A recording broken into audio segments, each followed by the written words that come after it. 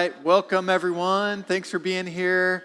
I'm James Ward, work at AWS, and I work on agentic things, including being the Amazon representative to the Agentic AI Foundation Technical Committee, where MCP is. So I get to work with the standard side of things. So happy that you're here to learn more about MCP. Yeah, and I'm Maximilian Schellhorn. I'm a principal solutions architect working with AWS. And yeah, James and I, we want to take you a bit on a journey today through the MCP landscape. So we will start off with looking at the protocol, see how we can write MCP servers. We look at tools, resources, prompts, elicitations, sampling, and also new things such as MCP apps. And we will then see how do we make them enterprise ready. So how do we scale MCP servers? How do we secure them? And last but not least, we will talk a little bit about context-efficient MCP. There's a lot of discussion also on Twitter around MCP is dead and why not just use CLIs and all that kind of stuff. So we want to shed some light on it, on how we write context-efficient MCP and where they make a lot of sense. So with that, let's dive right into it. So why are we here, right? I think most of you have interacted with some form of LLM in the last couple of years, and they have also evolved quite a bit, right? So they have reasoning capabilities. But as you know, they are still stateless in a sense, right? So they do not really retain information, they cannot do tool calling, they have a certain cut-off date. So the LLM itself, you cannot really do a lot of things with that. So that's why you equip it with additional things such as memory, like keeping track of your conversation or adding additional context and steering files and markdown files that they have additional knowledge on top of what the LLM already knows. And we can further then add tools to it, right, to retrieve additional information on demand and act on certain things. And I want to clear a little bit the fuss around that, and that's basically the three components that you need to have an actual agent. Not more, not less. So those, I would say, are the three core ingredients to build an actual agent. And with that now, we are able to act and observe our environment, right? So this is basically a lot of customers from AWS as well are building agents, deploying agents, and this is why we are here today. We wanted to add a quick recap to all have the same baseline to understand where does MCP come from and why it's relevant. So we add a simple introduction to tool calling. Bear with us for a second. If you already know that, we go through it rather quickly. So I said the LLM itself cannot do things. So if I ask an LLM about the current weather, by design it cannot get it, right? So what do we do is, if I ask what is the current weather in Berlin, for example, what I do is, in addition to my prompt, I send a list of tools that the LLM could use. So in that case, I have a get weather tool and a description when to use that. So the LLM will figure out, I obviously cannot get the current weather. That's why let me use a tool for this out of the list that the user or the app initially provided. So it will say, please use that tool. And now the very important thing is that now the application actually is making the call. That can be a local Java function call that you have in your code that is called getWeather, for example. And then we will return the result of that function back to the LLM. And the funny thing is, for the LLM now, it's really just a summarization task, essentially saying, okay, I got the result of that tool, I have the initial prompt, so therefore let me return the weather in Berlin is currently sunny. And this is like the entire thing of how tool calling works and how we are able to get real-time and additional data into our context. So that being said, if we would write this getWeather function, we can just write it as a Java function, right? So we would write a getWeather implementation, but if we want to get maybe customers from our CRM, we write a getCustomers, we would write getTasks, getFriends, and so on and so forth. So the problem is that you as the developer would be responsible for writing all those different functions in your code base, in every application that you want to basically build that has this capability. And the vendors who provide those APIs would rely on you, the app builder, to actually integrate with their APIs in an agentic way. So MCP now is essentially standardizing this, right? So instead of you manually writing those functions, we have a standardized MCP client and a standardized server interface, and therefore, whenever the application has an MCP client, it can connect to the MCP server out of the box, right? So this is the high-level explanation. Under the hood, it's rather simple. It's actually just a JSON RPC call. So this is the standardization that both the client and the server agree upon. And they have, for example, with a method, we define what do we want to call, like tools call with the name, get weather, and certain arguments, right? So this is the whole standardization, and that allows us now to connect any client, any app to any server. There's a bit more than tool calling for that. We will talk about resources and prompts, and there's elicitation and sampling, but I think it would be better to look into code, how we actually write it with Spring AI, and how can you get started with your first MCP server. James. Great. Yeah, so let's dive into looking at the code with Spring AI. So first, let me go over to IntelliJ here. So I have a dependency on the Spring AI Starter MCP Server Webflux library. That underneath the covers depends on another library, which is the MCP Java SDK. So the Spring AI team, they created the first and the kind of the Java SDK for MCP that many people now use, and then they wrap that with some additional Spring stuff. So we're at the Spring I/O conference, so we're going to be using Spring. You could, of course, use that MCP SDK outside of Spring, but why would you? Just use it with Spring. So great, so we've got our dependency there. Now let's go dive into some code. So I'm gonna pull up my Spring Boot application, and then let's just go start looking at some examples. So the first one that we're gonna look at is the most simple thing that we could possibly do with MCP. We're going to define a MCP tool, and we give it a description. That description is important because that description is what the LLM is then going to use to decide when it should actually use this tool call. And so then this particular one is just going to add two numbers together. So great, so my server's up and running. We're going to experience this in a few different places. Let's start with one which is a AI coding assistant called Kiro. This is one from AWS, and it's a good one. I use it a lot, and it does well for me. But I've set up my MCP server to be connected to that Spring AI MCP demo server. This is a remote server, and we'll talk about different transport options in a little bit. We can also look at the tools here and see that, sure enough, we see that add tool that was defined there. So let's actually give this a try and see if the LLM does it right. I'm going to say add 6 and 7. And what I'm hoping that will happen is the LLM will say, all right, I've got a tool that can do addition.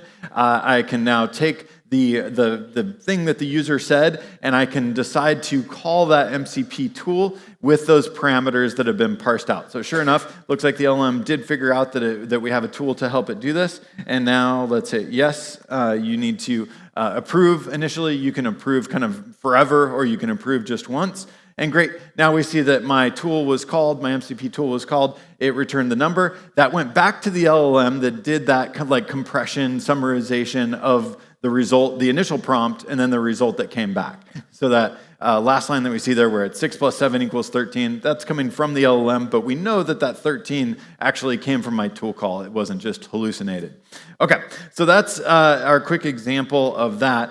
We can also do this in another context, which is IntelliJ and the Kiro IDE and many other coding IDEs now support connecting to MCP servers as well. And so in this case, I've configured Kiro again to point to my MCP server. And then we should be able to come in here and ask it a similar thing. Let's add 6 and 7. And then we should see a kind of similar experience, but this time in the IDE. So, and this nice thing about MCP is that it's standardized. We can use this with any of our coding assistants. So if you're using something else, great, you can use the same MCP servers. And let's see, yes, I do want to approve that. Oh no, what is this asking me? I don't know. Ask, I typo. Yeah, add 6 and 7. See, the LLM is smarter than I am, that's for sure. Yeah. Okay, so now it should find the right tool. Yeah. Thanks for also very efficient that we're using Opus 4.6 for adding two numbers, right? Right. Opus may know how to do it. What is input required? What is it saying? I don't know. We'll see. It should work. I really confused it there with ask 6 and 7. It's like, what does that even mean? But I think you get the idea. We can use these MCP servers. They're standardized across many different ways. And I'm sure many of you have used your MCP servers with your AI coding tools. That's great. So we can also use these MCP servers for our own agents. And if you saw Josh and I's talk this morning, we went into that side of things where if you want to build your own AI agent, whether that's for coding or for your business use cases, building your backend Java systems that have agents integrated into them, then you can use MCP as an integration technology to those as well. And so, looks like what really confused that thing. That's okay. Let's go back to the web browser. There's this tool that we can use when we're building MCP servers to inspect the MCP server and see what's actually going on with it. So I'm going to connect to my Spring AI MCP server, and then we see a bunch of things here. But the first thing I want to show you is that there's a life cycle to the MCP protocol. So the first message that actually gets sent from the client, in this case the inspector, to the MCP server is initialize. And when we do the initialization, then we can see some different kind of metadata about the capabilities of my particular MCP server. And so that's the first step in the protocol. Then the client usually will ask for the list of tools that are available. So by default, Spring AI, if you're building an agent with Spring AI, it'll do that list tools for you automatically. But here in the inspector, we can go do it manually. So we can go over to the Tools tab, hit List Tools, and then I can see the add here, and we should be able to now invoke that thing with our parameters and hit Run Tool, and then we see the response. So in the inspector, there's no LLM. This is just like a web UI for my MCP server. So in this case, no LLM here. And then we can see the actual protocol for like listing the tools and the tool calls. And that's what the insides of the JSON RPC messages between the client and server are. So I'm going to walk through a few other examples covering some of the other places that MCP covers, but anything to add so far? You're doing great, James. Okay. Great. All right, so let's go on to the next example here, which is we want to get a little more advanced in how we define our MCP tools. So in this case, I've got a record that is multiply results. So I want to actually get a structured thing out of this tool call instead of just the primitives untyped. I want actual schemas. I want things to be typed. And so now we can set some additional parameters on our MCP tool. Annotation, so we've got our name, we've got our description, then we've got this other one, which is generate output schema equals true, and that's going to look at the type that is coming out of this function and then include in the tool definition the actual schema of not just the input type parameters, those are always included, but also include the schema for the output type. And then you could use that, let's say that you're talking, you've got your agent that you're building, and you want to actually get typed objects out of those MCP calls, then this would be the way to have that metadata so you could do that. And then there's also some annotations that we can provide. These can be used or indicated to the user, or your agent can use these annotations to handle things differently. So we can add annotations, but then here's my multiply. I've got the parameters, I've got descriptions on my parameters, I've got whether they're required, and then I'm going to return this multiply result. So let's go give that one a try here in the MCP inspector. So that's multiply, and let's multiply 6 times 3.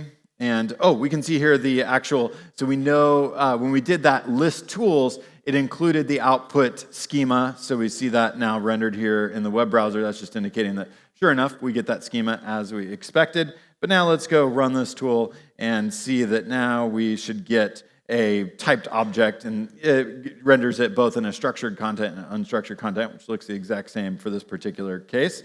But it does validate that what we actually got back conformed to the schema. So output schemas, another great part of tool calling. Then we can start to do some additional things with MCP. One of those is the ability to do logging. And to do this, we need to pass in this MCP sync request context. And this allows us now to call an info log. And so this will now do a log from the server to the client. And so this is the opportunity for your agent to start to collect logging information, potentially log those in your logging system, whatever. And so let's just go see what that looks like in MCP inspector. That was subtract is the one here, which should be the UI.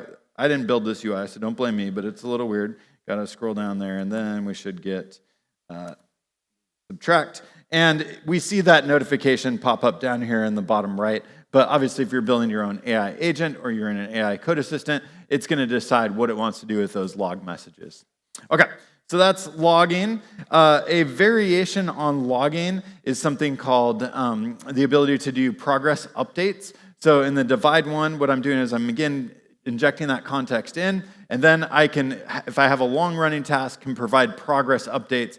And the idea of this one is that when you're in your AI coding assistant or using an agent, you can actually see a progress bar for a given call task. So pretty easy to do that. I won't run that one. We'll keep moving, but I think you get the idea. There is a way in Spring AI to use the reactive and reactor-based ways to have your tool calls return mono or flux. That is a mode that you have to enable. And so by default, I'm in synchronous mode, not asynchronous mode. And so that particular call won't work unless I flip the server over to be in asynchronous mode. But you certainly can do monos and fluxes. Okay, on to the next one, which is a more advanced feature and pretty new feature in MCP, which is called elicitations. So the point of elicitations is if something is a required parameter to call the tool, then you're going to encode that in the input parameters. But if something is a derived thing that I sometimes need to get some additional data from the user, then we're going to use an elicitation to get that data. So the example that I like to use with this is, let's say that you've got a flight search MCP tool, and the user, you've got your agent is going to be able to search flights, and the user has a user profile. You've used Spring Security to know who the user is, but let's say that it was optional in your system to select a preferred airline. And so sometimes the user is not going to have a preferred airline. Well, when you come into this function call to search for flights, maybe you want to look, have they set a preferred airline? And if they have not, then you want to elicit from them what their preferred airline is, and then pass that in and continue your tool call. And so elicitations, just part of the standard MCP specification, and of course implemented in Spring AI. And so the way that we define this, and I've kind of created a weird way to be able to trigger the elicitation, is the whole point of an elicitation is it's something that sometimes needs to be provided by the user. If you need it all the time, put it into the parameters. And so the way that I've simulated sometimes is just to do a random Boolean, and then I can check to make sure that elicitations are enabled, and then we can elicit a user random number, and then when the user has accepted and given us that number, then we set it, and then we can continue, which says that, hey, if we got the random number, just return it, otherwise return an actual random number. So kind of a little bit of a convoluted example, but let me run this one so you can see how this actually looks. So this is our tool called random, which is, and let me get to it there, run. Okay, so sometimes this is going to do an elicitation like it just did, and so now I need to provide it. So this would be like providing my preferred airline, and then it then continues with that tool call with the number that I provided, and obviously you could do whatever you want with that value. You could then store that in their user profile, whatever you want to do there, but then continues with the tool call. Okay, is that clear? Absolutely okay. Fantastic, that James. one's a bit of an advancement. Okay, now on to an even kind of more complicated advanced one is called sampling. Sampling is this weird thing that you can do in MCP where you've got your MCP server, and your MCP server may or may not have access to an LLM. If it does, great, you can have it call the LLM and do things, but what if you want your MCP server that's not connected to an LLM to actually use the host, the thing that's connected to the MCP server, use that LLM there? And so sampling allows kind of this reverse thing where the MCP server calls back to the server, the agent side, and then can use the LLM on that side. And so I'll show you what this looks like in MCP Inspector so you can kind of get an idea for the flow here. But this is our loud joke. And when I run this, it's going to do a sampling request. Normally, this would be handled on your agent side, and then you would decide, okay, great, I got a sampling request from the user, now let me give that to the LLM, and then it's going to return back to the MCP server the result of that sampling. So this is the flow, let's run it. We can see here's the sampling request, which I don't have access to an LLM in the MCP Inspector, but I can provide the text I just simulated what an LLM would say, and then in this particular code, it responded and uppercased what we got back essentially from the LLM. So that's pretty simple API. We should check in that context to make sure that sampling is enabled and have some backup plan if it doesn't work. But so that's sampling. Was that clear? Okay. Very clear. Great. Okay, moving on to some other parts of the MCP specification and the way that we can use it. So tool calls are kind of our general purpose way to do all these integrations over MCP. But then we also have a few other things. One is resources. Resources allow us to represent files, potentially database records, that sort of thing. And these can be either kind of static or dynamic. So on the static side, let's list our resources. We see that I have a server info resource, and then I can get MIME type and get the contents of that static resource. If you've used Claude.ai, these actually get used by MCP servers where you can actually pop resources from an MCP server in as files into Claude by just navigating through the UI. Pretty nice there. And then I can also do resource templates. So these are where the path is dynamic, and I can dynamically figure out based on the path that's provided what I want to return. And so in this case, I'm using a key, which actually, let's go look at the code real quick so we can make some sense of this. So this is my static one, no parameterization on that URI. And then we've got the dynamic one, which takes a key parameter, and then we're going to do something different based on what's provided in that key. Again, description so that the LLM knows when it may want to pull these resources in. But let's go see our list here.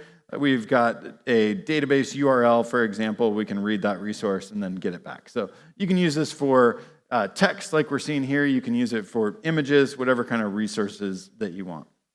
Anything to add on that? No, that's great. Maybe you see the completions here. So when James typed, right, you actually send completions request that you can send back a list of all the available resources. You can think about also putting resources on S3, right? And dynamically, when you hit then the proper path, for example, you would then pull that resource from S3. I think the important differentiation is that tools are model controlled. So the model decides when to call a tool, while resources are a bit different depending on the application. So Claude, for example, Claude Desktop would show you the resources like you would add a local file. So you see all remote resources there as well. But you could also take the resources and build up a local rec index, for example. So it's really up to the application to decide what to do with the resources and not the model itself.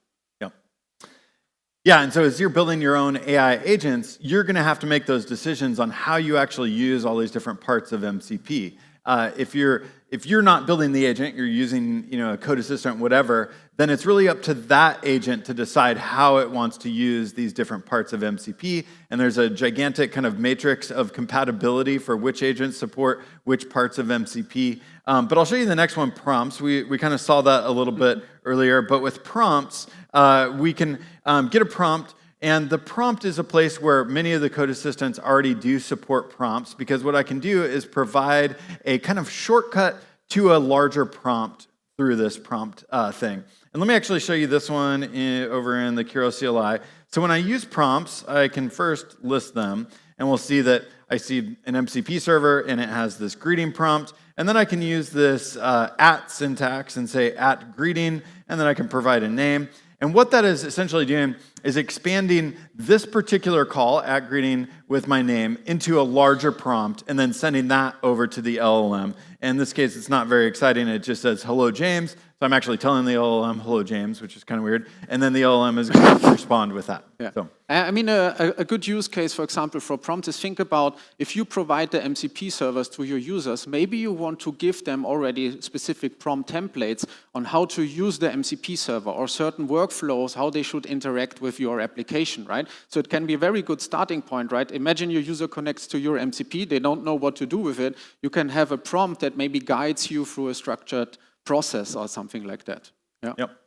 Cool. Yeah, kind of like a -- help. Yeah. Almost. Yep. Yeah. Shall we take a look on how we can combine those things? Yeah. There was a recent addition, right? So this is a new part of MCP called MCP apps. It's an extension to MCP. And what it allows us to do is render rich content into our agents that have rich UIs. If you're in a text UI, great, like just return text, that's fine. But if you're in like a web UI or a mobile UI or something like that, you can actually return not just text, but richer content to this. And so I'll show you what the view of this looks like within MCP Inspector. We've got the shopping list. MCP apps use MCP resources to deliver the HTML that then is going to get rendered in the browser. And then we do a tool call to trigger opening or launching an MCP app. And so a lot of that code you've already seen before with MCP resource and MCP tool. There's a few additional details in here that kind of set up the context and the metadata for an MCP app. But let's look at what this actually looks like. Here I can flip over to apps, go to my shopping list app, and see here's my web UI. So this actually would get rendered in the agent interaction. So if you're in like Claude.ai, you actually would see this kind of almost like a portlet. We're kind of back to like the old days of like portlets. We're like rendering this rich content from this MCP server, but rendering it within our agent experience. And this is also very powerful, right? Think about, I mean, I work a lot with software companies, for example, that they provide like software as a service, right, where you log in a UI. So, and they think about maybe in the future, right, user interaction might not happen in my normal UI, but maybe my users will just have a Claude Code or ChatGPT or a Claude Desktop, right? Then they will basically connect to your MCP server, and you render the entire interaction with your system as a UI component. There was also a great example at the MCP Developer Summit where Shopify showed how you would basically render product search already in there, so the customers would not even have to leave their chat environment to interact with your system. So I think that's a very powerful component in the future. Yep. Definitely. Okay, that's our kind of quick run through. We're going to see some other stuff later, but our quick run through of the MCP kind of specification, many of the features that you can do in MCP. And again, it depends on your client, your agent, to determine how these different features get used. If you're building your own agent, use all of them. You know, use resources, use prompts, use apps, all those kinds of things. If you're using a pre-built agent, frontier agent like Claude.ai or an AI coding assistant, then it's going to be up to that to decide how it wants to use these different features within MCP. Okay, back to slides. Great. What we have not covered so far is there are quite some new additions to the spec that are quite interesting. And one is tasks. So we just saw the synchronous tool calling, but think about a process that might take 10 minutes, half an hour, right? So tasks will allow you to spin off some sort of asynchronous work, and the client will poll to see if it's ready at a later stage, right? So this is task. There's currently an open pull request in the Java SDK, so it's currently being worked on to also make that available. And another important one, I think we can research it later together, is a URL-based elicitation. So you saw the elicitation where we would add like text in a form style, but there might be times when you get from an MCP server a URL that the user should click to authorize and basically negotiate some form of security credentials that should not pass the MCP client, right? And this is what URL-based elicitation is for. Good. I want to recap real quick on the thing we mentioned before, right? We have this standardization on the JSON RPC layer, right? So this is basically what happens between the client and the server.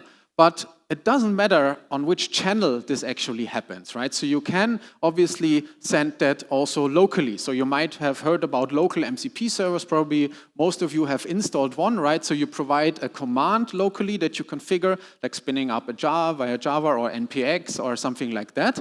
And then actually what happens if you connect to that, a new process will be spinned up locally, and then the communication happens over standard in, standard out. But the most important thing is it's always the same messages here that get exchanged.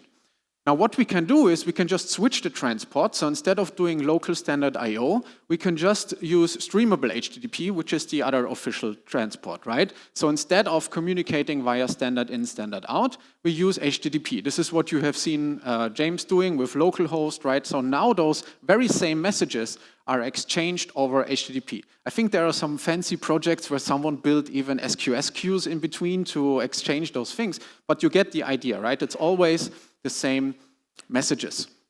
On local MCP servers, they can be useful for certain things if you want to control local programs and things like that. They're quite easy to build, easy to set up. but I would say it's also rather a developer-focused setup, right? Your PMs or whatever, right, might not have installed Java or something locally to be able to spin up those local processes and things like that. Also, there's a bit of a supply chain risk, like why would you install random MCP servers from the internet on your local machine, right? You do not know what they actually do with that, right? And there's a great blog article for MCP and at enterprise scale, I think that Cloudflare recently published, where they also say that they see that as a supply chain risk if just everyone in your company installs local, like random MCP servers. So also with our customers, we see a lot that the preferred option would have a remotely hosted MCP server that runs on some form of compute. And then also for your users, it's much simpler. They just put a URL and they can connect to it, right? And it will also be updated and maintained, because how would you update a local binary in a streamlined way, right? Now, you might have seen the streamable in the streamable HTTP part, which might be a bit new, like what does that mean? You have seen those stateful interactions where the server actually requests something from the client. And that usually is not possible really with like plain HTTP. Like how does the server address the client back, right? So that's why for those stateful operations, there will be a server-sent events channel that will be set up so that the server can reach back out to the client. There are a couple of scaling challenges addressed to that, but we will talk about that in a second. So in a nutshell, right, the remote MCP servers, they allow you to be managed and maintained, and they also have an authorization framework. We will talk about that in a second. They are easy to set up. They are scalable. We will talk about that in a second. And yeah, obviously there is now for you as the developer some form of operational overhead, right? You need to deploy them, you need to scale them. So for you, you need to think about how you do that in a scalable way. But maybe, James, do you want to show a quick remote MCP setup? Yeah. And do we want to show the streamable switch to stateless here? And it comes a bit okay, we can do it later as well. Okay, great. Okay, so I'm going to show you a quick demo of a remote MCP server that I've set up. It's called javadocs.dev, and javadocs.dev provides javadocs for libraries on Maven Central. And so I provide an MCP server for javadocs.dev, and so I've added that into my Claude.ai in this case. There's the URL up top, there's all the tools, and I want to just show you how this looks in this particular example, where I've got my connector, I've got javadocs enabled, and now I can ask it a question like, so all I did was add the URL. That's all that it took to set this up, was add that one URL for the MCP server into my agent, and now I should be able to say like, what is the latest version of the Spring AI Agent Core library? And that's brand new. We just announced it yesterday, and so hopefully this all works. But what it should do is figure out, great, I have a tool, an MCP tool that can help me figure this question out. And so now it should go off and search for that particular artifact. That was all natural language. I didn't give it Maven coordinates. So first what we have to do is resolve to the Maven coordinates. And then once it gets the Maven coordinates, then it should be able to get the latest version, which is another MCP call on the server. And sure enough, 1.0, which we just announced yesterday. So cool, works end to end. So that's our example of just like how easy it is to add these remote MCP servers to our agents and then have all these additional tools available to us. Like obviously the model doesn't know anything about this particular library, but by augmenting it with MCP tools, great, we can get this additional information to our AI. Good. Do you want to show a more advanced one with the security? Yeah, setup? sure. Yeah. So let's go on to the next one here, which let's go create a new chat. And so for this one, Josh Long and I are building a beautiful Spring AI book. And so I've added the MCP server for the book, which that's the URL. All I had to do is plug in that URL. But this one requires authentication because, we don't want to just give away our book to everyone. It's going to be some really good stuff. And so we'll have the book, and you can get the book, but I don't think anybody actually reads anymore. Instead, what we want to do is provide the book to the AI so that the AI can read the book for you. And so we have an MCP server for that. And so great, so now we need to authenticate to this MCP server. And so when I hit connect, it's actually going to redirect me to our Spring Auth server, and it's asking me to put in my email address because I've, of course, purchased the book. And now I can email me a login pin, and I need my actual phone to get into my email here. but I should get a pin emailed to me if everything works. And then, do not take my pin. It's a one-time pin, but if one of you types it in faster than I do, then I'm screwed. Okay, so verify that pin. Then what that's going to do is authenticate me. And that's just all Spring Auth stuff. So just the identity server from Spring Security. But great, now I'm connected to the beautiful Spring AI MCP server if my network works. And then I'll be able to make some calls to this MCP server that are going to be authenticated. So let's go give this a try. Let's make sure that that's enabled. Great, now that's enabled.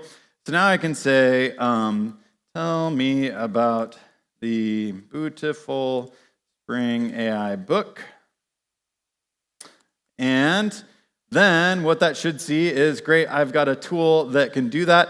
And we used MCP apps to render this rich, MCP app within the response there. So end-to-end auth with MCP apps. Pretty cool. Awesome. Okay, great. Back to slides? Yeah, back to slides.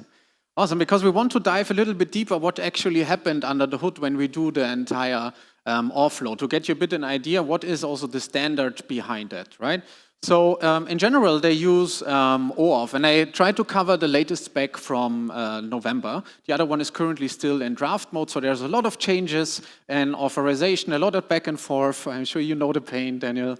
So however, what happens is, if you do the very first call to the MCP server, you're not authenticated, right? So the first thing that happens is that the server will respond with a 401 on authorized, but it gives you a www.authenticate header back with the URL for additional metadata on how to get information on how we actually authorized against that MCP server, right? So we have a protected resource metadata that is hosted on some form of well-known, and this then has information around the authorization server, for example. And then there is another resource that needs to be fetched, which is the authorization server metadata that has additional information now on the token endpoints and all those things that are needed to get a proper token now from the authorization server. And the next step is, the fourth step is then there must be some form of client identification, right? So to get a valid token, you usually need to have a client ID, right? So we need to know that, okay, this is, for example, Claude.ai. Those are the callback URIs where we exchange the authorization code later. So it must be known to some extent to the authorization server. So there must be some form of registration here or pre-registration. I will talk about that in a second. But let's assume this is done. We can then talk to the authorization server, get the actual JWT token, and then we are able to use that JWT token and talk to the MCP server. So this is pretty much what happened, what James showed. This is what happens under the covers. And if all of the MCP server follow that authorization framework, we have this plug-and-play mechanism that we can just log in and use those flows in between. Now, the client registration is a very a tough one, because I mean it's something that is debated a lot. I will start with the one that is the most simple one and the most common one probably in enterprise environment, is that you already have a pre-registered client. So you already have some form of client ID and client secret, for example. So you would pre-register in your authorization server a Claude desktop. You put the callback URLs, right? And this also gives you control over which clients can actually talk to my MCP server. And sometimes in internal or in company environments, for example, you might want to limit it. You might not want to allow any client to talk to this specific server. So this is one. Now, if you want to allow any client, like a cursor or something else, an inspector and all that, you would basically have to have additional clients, application clients registered at the authorization server. So there was one method that is called dynamic client registration. So the client would realize, oh, we are not registered. Now let me call a registration endpoint and send all the information, my callback URLs and additional information, and now the authorization server would dynamically add that. Now, this used to be in the first version of the spec be a public endpoint, right? And that's a bit tough because you could essentially DDoS this endpoint, right, and just register as many clients as you want. And also, not many enterprise-ready authorization server supported dynamic client registration. So it was a bit of a problem. I was like, how would we actually do that? Some built a wrapper around that to call an API to register something of the authorization server.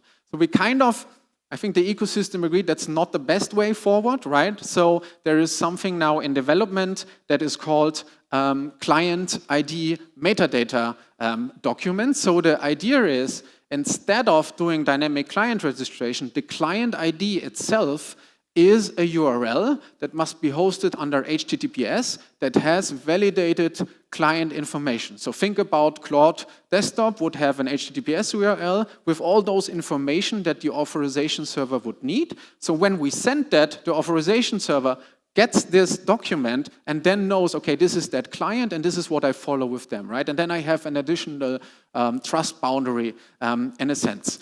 As far as I know, this is also very new. Not a lot of authorization servers support this check. I know that the Spring authorization server is working on that, so there will be support for this at a later point. There are a couple of other things. There is auth extensions. You can use client credentials. You could technically also, for internal deployments, use API keys. Then MCP security, there was a module to allow that, right? So because if it's not publicly reachable, you might want to use a different security mechanism, for example, or you could just YOLO and make it public. And for things like documentation servers and things like that, that would make sense. If the only question that you have now after this auth section is help, then probably you want to look at two things. You can solve most of those things at the application layer with MCP security, that is Daniel is driving. So there's a lot of development to simplify those aspects for you, that you do not have to care about a lot of those things. You can also solve them depending on which provider you use on some form of infrastructure layer. So for example, if you deploy an MCP server at Agent Core runtime, for example, you get those out of the box redirects and header handlings and so on and so forth. That was auth. Anything to add, James? No, that was a lot. Yeah, that was feeling good though. Okay. But luckily Spring makes it easy. Thank you, Dan. Yes. All right, so now let's say we have our secured remote MCP server. Now, how do we actually scale it, right? Locally, it's rather simple. We just spin up a process per client that we have. But if we now put an MCP server somewhere remotely, right, and suddenly I have a lot of clients hitting that, it might be a scalability issue, right? It might be overwhelmed. So how do we usually scale systems? We scale them horizontally, right? So we just add a lot more remote MCP servers. And then when a request comes, we would essentially load balance between those different servers, right, in a round-robin fashion. However, there is a bit of a challenge because by default, by design, if you use the MCP protocol as is, you remember the initialization request that James showed before, right? Technically, this same initialization request and follow-up request should go to the very same server instance, right? And you might ask yourself, okay, easy, right? We just do sticky sessions. You know the point around sticky sessions, right? You might overwhelm a certain server, and sometimes you do not even have control over the stickiness. If you use a serverless environment, you might get just round-robin over 1,000 sandboxes, and you do not have control of that. So I want to give you 3 ways on how you can address this challenge. The first one is you do not care about it because it will be improved at the protocol level, right? So there are various SCPs, make MCP server stateless, where they want to get rid of the initialization call and really make that part of every request, that you do not have this stateful or sequential requests happening after each other. The second thing is you can avoid state at all. So in that case, we would basically, Spring has a configuration that is called stateless, and then you do not need to care about that anymore. Now, the important caveat is you cannot use things that rely inherently on state, such as sampling and elicitation. So those tools will not be available for you anymore, right? Because you just do stateless tool calling, okay? And if you still want to use that, the last thing is you can solve it on the infrastructure level, right? So for example, with Agent Core Runtime, what you do if you deploy the MCP server on Agent Core Runtime, you get a dedicated sandbox per MCP session. So the user will always hit its own MCP server instance, and then you can have the stateful processing. We have an example in the GitHub repo that we will share later on how you see how you would deploy that. You would basically solve the problem on the infrastructure layer. Good. Anything to add? Nope. That was great. Yeah, I mean, it's super easy to switch to the stateless mode. My Java Docs server, the Spring AI book one, those all run in stateless mode. So it just makes it super easy. I don't need any of the state features in those cases. So yeah, super easy to switch it over to stateless. And if you want to just do basic load balancing, multiple instances, that's the easy way to go. Yeah, I think most of the MCP servers that are currently out there are in fact stateless, so they do not make use of sampling and elicitation, right? But I think at a later point, when we talk about stateful interactions between components that are long-running, I think state is something that we have to accept in the future, right? So I would rather use those features and evolve the protocol and the infrastructure to be able to have these long-running exchanges. Good, that gives us 5 minutes to talk about context-efficient MCP. You think we can make it? Yeah, I mean, I heard that MCP was dead. Skills are replacing it. And so the thing that you hear, if you're watching Twitter and all that, is that people are like, hey, MCP, it uses too much context, and so let's just get rid of the whole thing. It turns out there's some techniques that we can use to improve that. So that's what we're going to go through. So for example here, so the problem is, now imagine you've learned about the MCP servers. Now we add 10 MCP servers, they all bring 50 tools. Now the description that we said, right, so that the model can decide which tool to call, also goes into the context. So here, I think we have almost 31%. I mean, it's a bit of a bloated example, right? But it can eat up a lot of your context if you just smash in all the tool descriptions to let the model figure it out, right? So the problem is accuracy. If you have a lot more tools, the model gets confused. It doesn't know what to call anymore. And also cost, because you pay for the tokens that the tool list actually consumes, right? So a lot of things are, let's just replace MCP servers with CLIs, right? So the idea is, instead of using a GitHub MCP server, for example, I just locally use my GitHub CLI, and if I have a bash tool, why not, right? The model will be able to figure it out, what CLI to call. And that can be a good solution for local developer setups, coding agents, something that has access to your local machine. That can be a good solution. However, there are very important trade-offs to it, right? Like, how do you discover and maintain the CLIs that you want to install locally? How do you distribute them? And as soon as you start running those MCP servers or your clients or whatever on remote compute, you usually do not have, where your application runs, a GitHub CLI installed to just randomly do local bash calls, right? So in remote, scalable remote enterprise deployments, you usually don't have that option at all, and how do you keep them updated and maintained, right? So they can be a solution, but I think rather on the local side of things.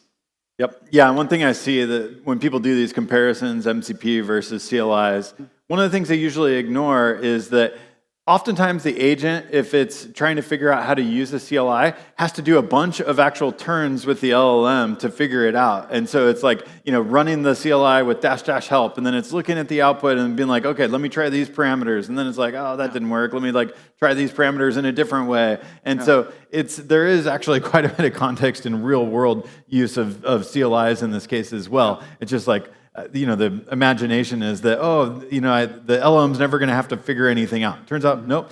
We either provide that through schema and metadata around our MCP tools, or we let the LLM figure that out with CLIs, or put it into a skill that then also has to be read into context to then figure out, to tell it how to use a CLI. Yeah, and I mean also the authorization aspects, right? There's usually no agreed upon authorization standard on how you would use a CLI, right? You might export a token right? You get the point. Now, what we often also see about if you use MCP a lot to retrieve a lot of context, for example, not talking about action or context, people say, okay, we can also just use a skill. I'm not sure if you're familiar, who has used a skill before? Okay, a couple of people. So the idea is you have markdown files, it has a description at the top, and the LLM or the actual agent would only read that initial description, and when it figures out to do more, then it will read the rest afterwards. So the only thing that goes into context is the actual YAML front matter that you see at the top. And then you dynamically discover basically additional knowledge, and you can combine that with local script files and Python script that you can execute, right? But again, there's also some trade-offs that we outlined here. So we want to, in the last 2 minutes, give you an idea now what would you do to make MCP itself more context efficient. And the first one is only give your agent tools that it actually needs, right? For example, in Spring, you can do tool filtering, only give the agent the actual tool that it needs. You can also manage that with a centralized gateway. So you have a gateway, and on the gateway, you would control actually the actual tools that your client would need instead of making all of them available. And the second part is progressive disclosure. So first, only give the relevant tools, and then can you dynamically load those tools. And there is in Spring a tool search tool. There's a great blog post about that you only give the client a tool search tool, right? So in that case, you only expose a search tool and give it the task, and then it would return the list of tools that are relevant for the current task. So in the initial context, you only have the search tool, and only when you want to do certain things, you get the list of relevant tools, right? And this is with the tool search tool, a good way for doing that. And the last thing, which is quite an advanced and currently explored concept, is the concept of code mode. And the idea is, let's say I want to add, subtract, and multiply. If I would do that and let the model do it, it will do 3 round trips. It will do an add tool call, subtract tool call, multiply tool call, 3 round trips, right?